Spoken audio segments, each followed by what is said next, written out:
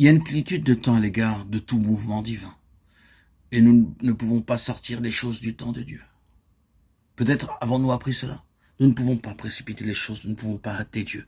Nous ne pouvons pas produire les choses pour lesquelles le temps n'est pas mûr. Cette connaissance se trouve chez le Seigneur.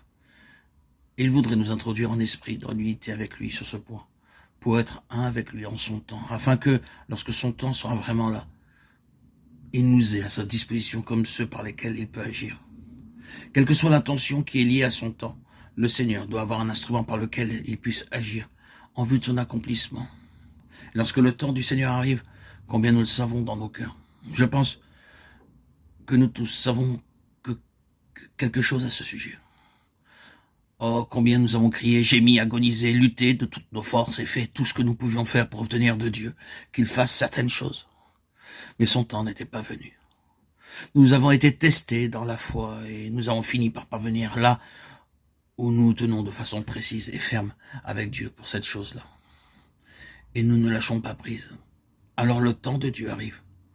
Nous savons dans nos cœurs que le temps est venu et de façon merveilleuse, cela se produit simplement. Tout ce que cela a coûté de prière et d'angoisse nous porterait peut-être à espérer que lorsque cela se produit, le monde sache tout à ce sujet. Mais cela se produit simplement et l'on reconnaît à peine par les indications extérieures que la chose s'est produite. Le temps de Dieu est arrivé et ce fut si facile. Cela s'est passé simplement. Mais nous ne pouvons point dire, et il nous est défendu de dire, que le fait de se cramponner au Seigneur, que notre prière, notre prise de position avec lui, notre effort pour parvenir au but était inutile.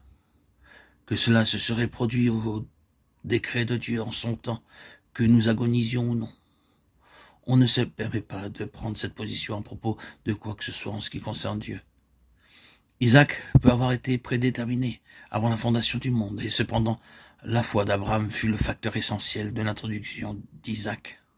Toute la parole de Dieu converge vers le fait que Dieu lui-même réclame la foi coopérante de son peuple, même pour mener à bien les œuvres qui ont été préordonnées. Nous pourrions passer une bonne partie de notre temps sur ce point-là, en suivant cette ligne à travers toute la parole. Mais nous ne ferons pas ainsi présentement. Seulement, je voudrais vous suggérer que le facteur temps dans la parole de Dieu est une chose très utile à savoir. Au paragraphe 5, la foi introduisant dans l'unité avec la base divine du dessein, à savoir la résurrection.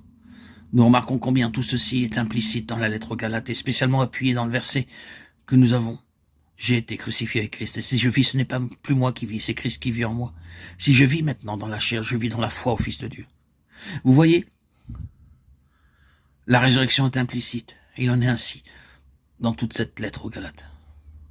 C'est la base de Dieu pour réaliser son intention. Et si, en vérité, il doit y avoir la patience de la foi, s'il doit y avoir toutes ces autres choses en tant qu'expression de la foi, il est tout à fait essentiel et indispensable qu'il ait la résurrection comme base de Dieu.